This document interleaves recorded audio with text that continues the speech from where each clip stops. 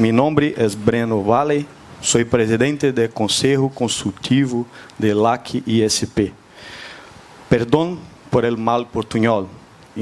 Intentaré realizar el trabajo de maestro de ceremonias a petición del presidente Basilio. Cualquier error es culpa del traductor de Google.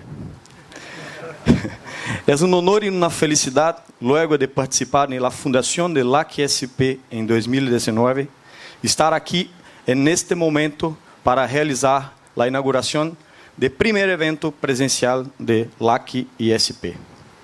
La Federación de Asociaciones y Cámaras de Proveedores de Internet de América Latina y Caribe, la cual tiene como uno de sus objetivos sociales celebrar foros, reuniones, congressos y cualquier evento que sirva para dar a conocer actividades, proyectos y desarrollos sobre temas de interés para sus socios. Y por eso estamos aquí, en esta sala, creyendo que podemos desarrollar todo tipo de actividades relevantes o relacionadas con la provisión de Internet en la región de América Latina y el Caribe. Durante el día asistiremos a conferencias sobre diversos temas importantes y con mucha información de expertos de la industria. Espero que disfrutéis de este primer evento organizado con mucho mimo y cariño. Me gustaría agradecer al presidente Basilio y a toda la junta directiva de LAC ISP. Agradezco a los organizadores y productores de RLive y Abrint. Agradezco a nuestros patrocinadores y expositores Multiway, Solintel, CDN TV, Telecom, TIP, Shoreline y RG Soluções. Gracias por confiar en este primer proyecto. Agradeço a todos os que vieram personalmente a participar en este evento de LAC ISP. Desde Ushuaia hasta Mexicali, juntos somos mais fortes. Les deseo a todos un gran evento. Muchas gracias.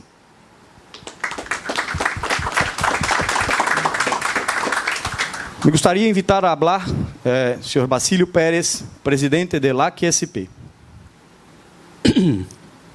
Bueno, nosotros vamos a hablar en español porque este evento es de América Latina y del Caribe y solo Brasil que habla portugués. Y como estamos grabando y el evento para después que otros puedan verlos, ese es el motivo de hacernos las palestras y el evento en español. Para mí es un gran honor poder tener este primer evento de LAC ISP. Es un evento todavía pequeño, pero es el primero de muchos que esperamos poder hacer y hacer crecer para llevar conocimiento para toda la América Latina y para los ISPs de toda América Latina. Conocimiento y también una relación que la ISP tiene muy fuerte con los reguladores, como tenemos acá en Brasil, y también estamos haciendo ese tipo de relacionamiento con otros países. La semana pasada estuvimos en Paraguay. Sandro, que es el presidente de la ASISP, que es la Asociación de Proveedores de Paraguay, y tuvimos incluso una reunión con Conatel para intentar hacerlos entender los problemas y las realidades de los ISPs. Y ese es el papel de LAC ISP. Como ya habló muy bien Breno, hoy tenemos varias palestras, algunas técnicas, otras regulatorias y palestras también para hablar sobre el futuro, lo que viene por ahí, lo que puede impactar los ISPs y lo que también tenemos de tanto de riesgos cuanto oportunidades de negocios que podemos tener por la frente. Antes de pasar para Gilberto, es gerente regional de Anatel para estado aqui em Ceará, Rio Grande do Norte e Piauí, ou seja, toda uma região daqui do Nordeste do Brasil. Ele é o gerente regional desta região. Já nos conhecemos há muitos anos, estivemos há 10 anos em Dubai, tanto com Breno, também em uma reunião de OIT, foi allá que nos conhecimos e temos uma relação muito aberta e muito produtiva com a Anatel, graças a esses contatos que tivemos com o tempo. Antes de passar a palavra a ele, vou passar um pouco para que Sandro pueda falar um pouco sobre a questão de Paraguai e aí já podemos falar. Sandro. Gracias, Basílio. Buenos dias a todos. Vou falar portunhol. Eu estou há mais de 3 anos em frente à CISP, a Associação dos Pequenos Provedores de Paraguai, ¿verdad? Com uma meta importantíssima. ¿Verdad? Estamos mais de 10 anos atrasados no tempo. Temos uma luta muito grande pela frente e graças a LAC-SP, a participação também, que eu hago parte do diretório de LAC-SP, trabalhando juntos para mostrar a grande diferença quando tem uma mente aberta para que o pequeno ISP também consiga bater de frente com as grandes operadoras. Assim, falamos perfeitamente, verdade? Estamos no nosso segundo evento também em Paraguai, verdade? Traindo essa mentalidade para o ISP que os eventos são importantíssimos em todas as ocasiões, verdade? Tanto para a parte de treinamentos e vendas de produtos, verdade? Então, só agradecer a toda a organização desse lindo evento e agradeço a todos. Muito obrigado. Muchas gracias, Sandro. Me gostaria de invitar a falar o senhor Gilberto Stutter, gerente regional de Anatel. Gracias. Buenos dias a todos. Eu gostaria de falar melhor em espanhol, pero entendo falar em português e irei falar mais despacito para facilitar a compreensão de todos, ok? Gostaria de agradecer aqui ao Basílio Pérez, ao Breno, colegas de eventos da UIT, União Internacional de Telecomunicações, de longas datas, também aqui ao Sandro, do Paraguai, e para nós, de Fortaleza, é uma satisfação imensa estar aqui com vocês no evento tão representativo quanto este evento do LAC-SP. E, primeiramente, quero dizer que Fortaleza não é escolhida à toa para sediar um evento desta natureza. Presidente Basílio, muito bem escolhido, porque aqui nós temos coisas relevantes, não só na estrutura de comunicações, mas na própria história das comunicações em nosso país. E, só lembrando um pouco, rememorando um pouco mais, o Ceará sempre teve uma grande vocação tecnológica. Logo que o telégrafo foi inventado, chegou aqui bem rápido. E aí, desculpem, eu esqueci de ligar aqui o celular, mas estou fazendo agora.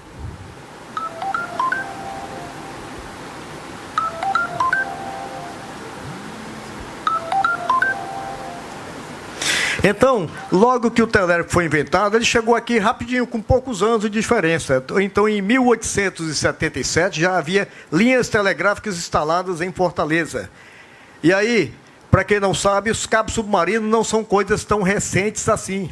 O imperador Pedro II chegou a fazer um projeto interligando Recife a Portugal, e o autor desse projeto foi o famoso Barão de Mauá. O projeto deu tão certo que ele foi promovido, né? Na verdade, ele transformou-se em Visconde de Mauá, graças à execução e à visão de futuro que ele teve. Eu estou falando no final dos anos 1870. Então, o telégrafo chegou logo em Fortaleza, o telefone chegou aqui em 1891, chegaram 138 aparelhos telefônicos, as rádios começaram a chegar em 1935, e daí vocês podem avaliar que a vocação tecnológica sempre esteve muito presente em Fortaleza. E então chegaram os famosos cabos submarinos, que são tão relevantes e tão caros a toda a estrutura de internet. Em termos de infraestrutura crítica nacional, Fortaleza é um ponto muito representativo. Não só porque aqui chegam boa parte dos cabos submarinos que aportam na América do Sul. Aqui nós temos hoje 17 cabos, deve estar chegando ainda, as empresas anunciam que estão chegando outros novos cabos, e com os cabos vêm os data centers, e são data centers de grande porte. Com os data centers vêm os pequenos provedores de internet, que na verdade se tornaram grandes. Pessoal, se eu estiver falando muito rápido, por favor, só me avisem, tá? Então, hoje nós temos provedores de internet imensos. Alguns desses já entraram em outra área, no 5G, já fazem transporte de rede das grandes operadoras, que era o contrário, né? Quem lembra, antigamente era difícil você conseguir um link, um E1 de 2 megabits para o interior do estado. Hoje, essas pequenas empresas cresceram tanto que fazem todo o transporte para as grandes operadoras em outros estados, até na região sudoeste do Brasil. Bom, com isso, os investimentos foram se avolumando, se multiplicando, surgiram as empresas de desenvolvimento, e hoje nós temos grandes centros de estudo, pesquisa em tecnologia avançada, startups e outras empresas representativas que mudam o perfil da economia do nosso estado. Isso só tende a evoluir. Recentemente, vocês devem ter ouvido falar, né, da construção de uma usina de dessalinização, que é um projeto muito bem-vindo aqui ao nosso estado, porque nós precisamos muito de água. Mas é preciso haver uma convivência harmônica, planejada, entre esses dois setores, essas duas estruturas de infraestrutura. Água é importante, sim, mas não podemos esquecer que toda essa parte tecnológica do Brasil, afinal de contas, os cabos submarinos que aqui chegam levam a internet para o Brasil inteiro e aí também para a América do Sul. E uma boa parte vai para a África, saindo daqui também. Então, isso é muito relevante, e o fato de nós estarmos discutindo esses temas aqui neste evento engrandece mais ainda a sociedade cearense e nós que estamos em telecomunicações. Eu vinha conversando com o Basílio aqui, com o Pérez, contando um pouco da história. Eu tenho um tempinho ainda para falar sobre isso, Basílio? Ok. Então, eu costumo falar que eu nasci para telecomunicações, e eu só tive 3 empregos. Trabalhei na Tele Ceará. Alguém lembra aqui da Tele Ceará? Faz 25 anos que ela deixou de existir. Estou vendo ali alguns colegas que lembram. Depois eu fui da Telebrás e agora sou da Anatel. E na década de 80, eu já costumava visitar, havia um campo, né, uma estação costeira da Embratel, no final dos anos 80, na Praia do Futuro. Ainda usava-se uma tecnologia, ainda era PDH, uma coisa bem arcaica. Então, deu tanto certo a Praia do Futuro que foram chegando outras empresas. E no ano 2000 surgiram o que nós conhecemos hoje, essas carriers internacionais com alta tecnologia. Agora, por que a Praia do Futuro? Já que o Ceará tem 500 e tantos quilômetros de praia. A Praia do Futuro, esse trecho que nós conhecemos da Praia do Futuro, tem pouco menos do que 5 quilômetros. Ele realmente é o ecossistema perfeito para land stations, estações costeiras. Você tem uma praia em que o leito é totalmente arenoso, ou seja, não tem rochas. Em locais com rocha, os cabos costumam se romper por atrito ou por qualquer própria pressão d'água, né? Então, nós não temos isso acontecendo na Praia do Futuro. Há um equilíbrio de correntes marítimas, os cabos não são jogados para um lado e para o outro, não ficam serpenteando. E, para quem não sabe, esses cabos, eles estão enterrados apenas a 1 quilômetro da costa. Depois ele fica totalmente solto. É comum quem gosta de esportes náuticos, de mergulho, encontrar esses cabos. E também há riscos de acidentes com pescadores artesanais, jangadeiros, que tanto tem aqui no Nordeste. As âncoras deles costumam arrastar esses cabos. Em função disso, dessas circunstâncias, é que Fortaleza e Praia do Futuro é considerada um local onde haverá expansão de novos cabos. Hoje, as tecnologias mais modernas, da fibra multicore, que já é uma realidade, permitem-se alcançar locais muito extensos. Mas, alguns anos atrás, por que os cabos que vinham dos Estados Unidos paravam aqui? Porque Fortaleza é um ponto equidistante entre a América do Norte e a Europa, pouco menos de 6 mil quilômetros. Então, os cabos saem da América do Norte, vêm aqui, param em Fortaleza e de lá prosseguem para o seu destino. Só lembrando que, além de Fortaleza, nós temos ainda 3 land points. O de Salvador, de São Paulo, Praia Grande e Rio de Janeiro. E as rotas desses cabos fazem isso. Param primeiro em Fortaleza, depois saem fazendo isso até chegar a regiões do Brasil onde o tráfego é muito alto. Então, os PTTs hoje têm um volume de tráfego muito acentuado na chegada desses cabos, o que é uma coisa bem natural. Ou seja, cabos submarinos trouxeram consigo os PTTs conseguiram trazer os data centers, aliás, é o inverso, os data centers trouxeram os PTTs. E aí, os grandes provedores conseguem usufruir disso com mais comodidade e economicidade, resultando em um ecossistema digital capaz de transformar a economia de qualquer região. E aqui houve tudo isso aqui. A transformação digital avançou muito em decorrência dessas plataformas que estão aqui no Ceará. Por isso, isso nos é tão caro, por isso olhamos com um olhar muito crítico todas essas possibilidades de gestão de riscos, vulnerabilidade e ameaças para esse sistema digital aqui instalado. E, meu amigo Basílio, eu gostaria de dizer mais uma vez, né? Fortaleza espera sediar muitos eventos dessa natureza. Viu, Breno? Sandro, intercâmbios devem ser feitos. Os provedores que estão lá no seu país deveriam vir aqui conhecer de perto a realidade que hoje nós temos.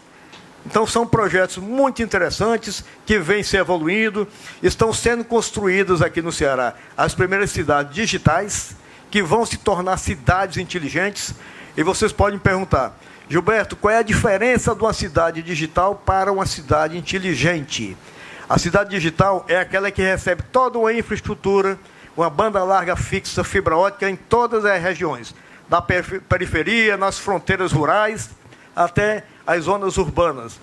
E vocês vão encontrar que pequenas residências, até mesmo casa de taipa em algumas regiões, elas têm acesso à banda larga fixa, fibra ótica chegando nessas regiões. E a cidade digital, ela consegue levar conectividade para escolas, postos de saúde, é uma evolução. E depois de implementada todo esse sistema digital, é que entram as características de uma cidade inteligente. São os sistemas de analytics, né? A inteligência analítica, que juntamente com a inteligência artificial, desenham o futuro de qualquer país, de qualquer estado, de qualquer município. Essa é uma discussão que a gente pode estender, um outro tema, viu, amigo Basílio, para os próximos eventos a serem realizados aqui em Fortaleza. Então, em nome aqui da Anatel no Ceará, eu queria agradecer a presença de vocês e dizer que muitos conhecimentos, muitos ganhos decorrerão desses dias que passaremos juntos aqui. Bom, obrigado, pessoal. Estou às dúvidas, para esclarecer qualquer dúvida, tá? E podem ter certeza da nossa simpatia com eventos desta natureza que venham acontecer sempre aqui. A Anatel e o Estado do Ceará estão sempre de portas para que vocês sejam muito bem-vindos. Muito agradecido. Obrigado, Gilberto. Sempre muito solícito aí quando a gente faz esses convites. Obrigado pela amizade de sempre e por sempre estar disposto a participar do nosso evento. Esperamos o senhor no evento da Brint em novembro, 23 e 24, aqui no Centro de Eventos. Ótimo, excelente. Muito obrigado. Alguém teria alguma pergunta aqui? Aristóteles, por favor. Um microfone.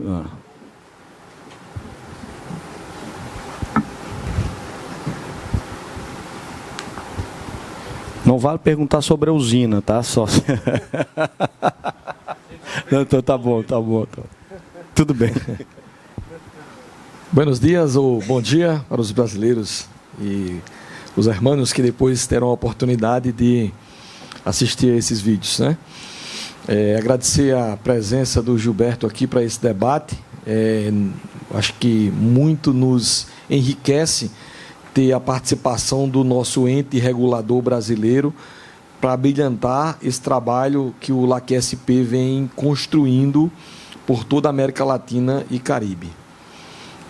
Mas, infelizmente, eu tenho que fazer um contraponto ao meu amigo Breno e dizer que existe a necessidade de que as pessoas que aqui estão e as que irão assistir no futuro esse vídeo possam entender um pouco mais sobre os riscos que essa usina pode trazer para as telecomunicações, não só do Brasil, mas de toda a América Latina e Caribe, haja vista esse processo de acho que é a palavra de extensão dos cabos de submarina, ele tem um reflexo que começa aqui no Atlântico e vai para o Pacífico. Então, e também quais seriam as medidas que o órgão regulador junto ao Ministério das Comunicações estão tomando, claro, em perfeita sintonia com o governo do Estado, a gente espera que isso aconteça, para que tamanho risco não venha a prejudicar todos os países que se servem desse ecossistema. Tá? Muito obrigado. Bom, a sua pergunta realmente é muito interessante e mereceria uma resposta muito complexa, mas eu tenho limitações para falar sobre esse tema, porque é uma coisa que vem sendo tratado numa esfera um pouco mais alta.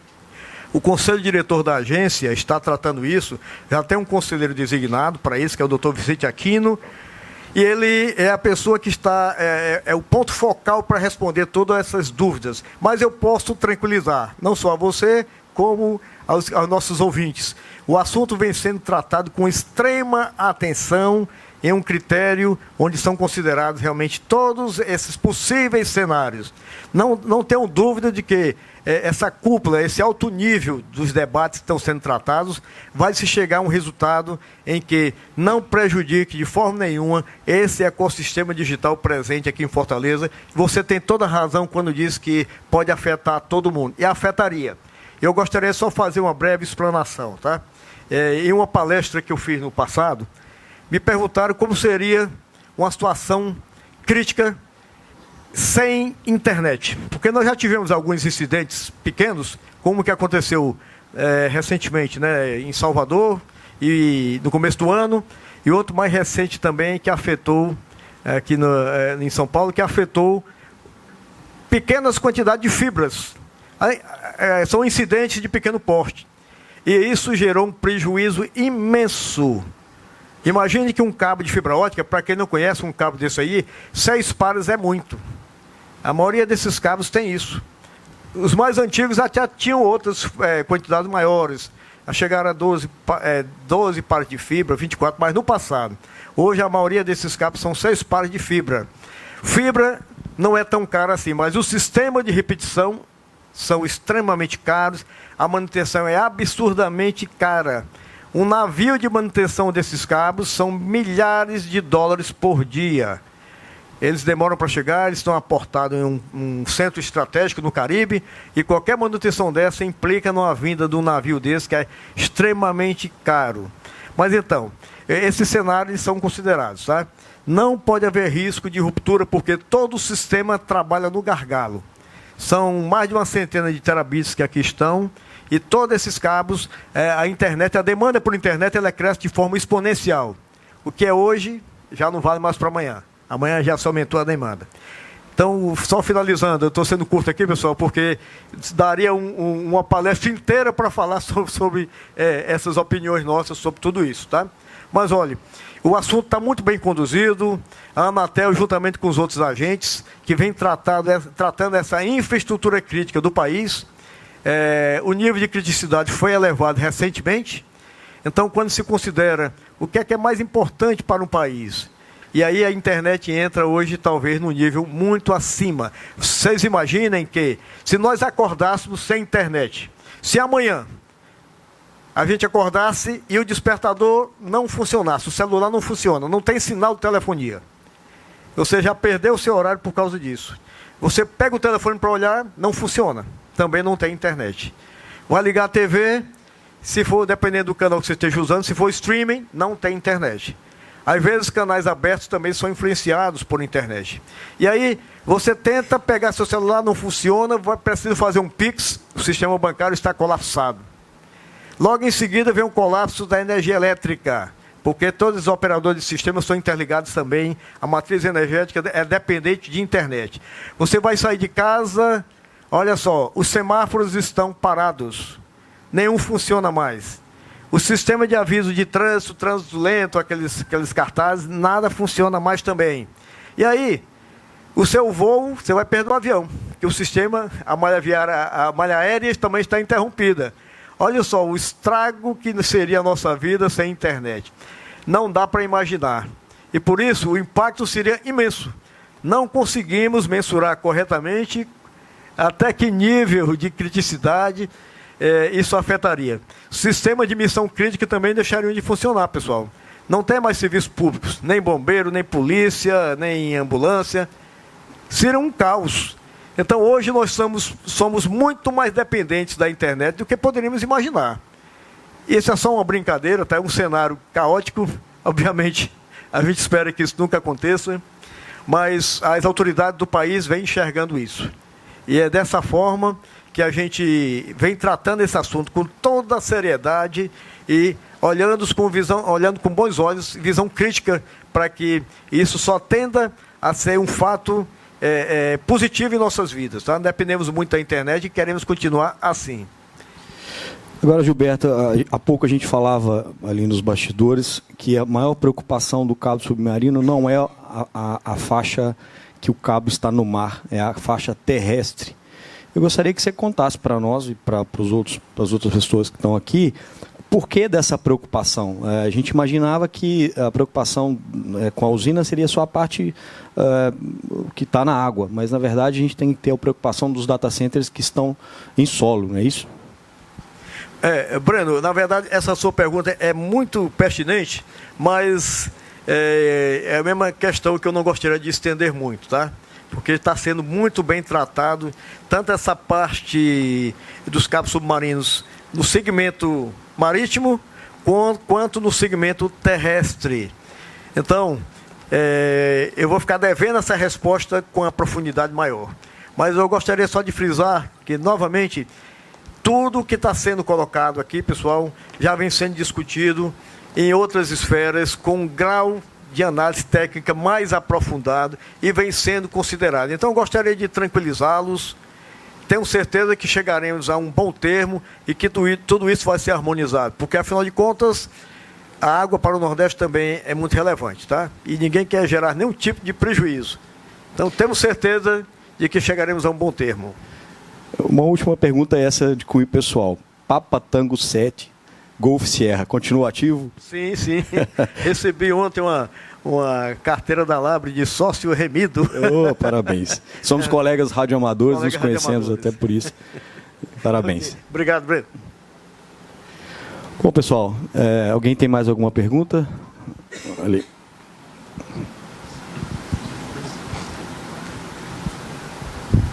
Buenos días a todos. Primero felicito a la organización del evento con el apoyo de Abrint. Y me gustaría hacer una pregunta al señor Basilio referente al AQSP. ¿Cuál es el real objetivo de esa organización?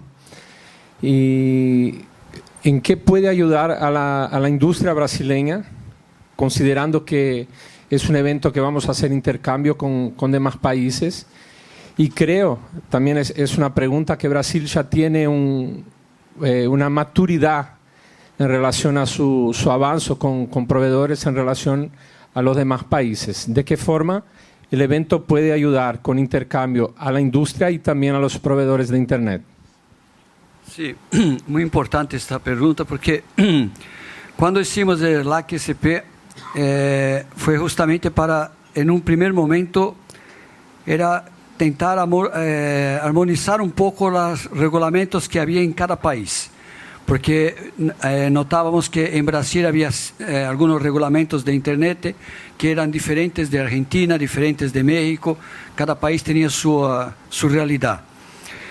Pero en esa convivencia toda que tuvimos entre los países y los GSPs de varios países, notamos también algunas diferencias de desarrollo de cada país. Entonces, en Brasil estábamos ya casi todo con fibra óptica, en México estaba mucho ainda todavía con radio, Colombia estaba empezando fibras, y eso genera oportunidades muy grandes para las empresas, para todo el ecosistema de fornecedores de equipos que hay acá en Brasil y también de otros países de América Latina. Ese intercambio del ecosistema de empresas de un país a otro. El mercado de Brasil es muy grande, muy importante, pero van cambiando las etapas del mercado. Hoy ya no se está haciendo tanta red como se hacía antiguamente, pero hay otros países que están haciendo esa red. Entonces, es el momento justamente para las empresas, con ese tipo de intercambio que estamos haciendo, poderem verificar a dónde tienen oportunidades para sus productos, que muchas veces no están. En Brasil puede haber llegado ya a un nivel máximo o está en un mercado que no tiene mucho cómo crecer. Puede estar incluso comenzando a bajar. Pero en otros países eso puede estar creciendo. Y una cosa muy importante es también, que es lo que pasó con Paraguay, que Paraguay no tenía una asociación. La AQCP ayudó a crear la Asociación de Paraguay y eso cambió mucho porque los proveedores en Paraguay tenían una desconfianza unos con otros, se trataban apenas como concorrentes. Y ahora están viendo que juntos, dentro de una asociación, tienen más fuerza y tienen incluso diálogo con el regulador de Paraguay, que antes simplemente ellos eran completamente desconocidos, no podían ni hablar con ellos. Y ahora ya están hablando, están llevando sus problemas. Y nosotros estuvimos en una reunión con CONATER en Paraguay y las diferencias de reglamentos de allá son tan diferentes de Brasil. Ellos tienen una visión mucho arrecadatoria. Y eso es malo para el ecosistema de negocios, porque ellos quieren más recibir impuestos y tasas do que desarrollar la industria. Y eso es una visión que a Anatel, gracias a Dios, tiene una visión diferente, no es tanto de arrecadación y sí de desarrollo, de competición, y eso es lo que estamos intentando hacer con los otros países. Entonces está aquí Rolando, que es de México, que nosotros tenemos estamos siempre intentando participar de las consultas públicas del regulador de México también, y también hicimos eso con Colombia. Y ese tipo de intercambio que la AQCP está haciendo es un trabajo, estamos en inicio, tenemos 4 años que estamos trabajando con eso, y la pandemia también nos paró muchas cosas que estábamos queriendo hacer. Pero es lo que estamos desarrollando ahora, es que queremos reforzar esa parte, es eso. Perfecto, muchas gracias. El otro punto, me gustaría reforzar el pedido del señor Gilberto relacionado a las ciudades inteligentes, porque es algo que tengo acompañado bastante. Tengo en mi calificación Master Business en ciudades inteligentes y es diferente de una ciudad digital. Entonces es importante que organizaciones como estas puedan traer la educación de lo que es una ciudad inteligente, que ya está siendo bastante apoyada, no solamente por Anatel, pero por el sector público. Muchas gracias. Gracias. Entonces vamos a cerrar ese panel de apertura. Muchas gracias a todos. Le pido que tomen asiento entre el público para que podamos comenzar con el primer panel. Gracias.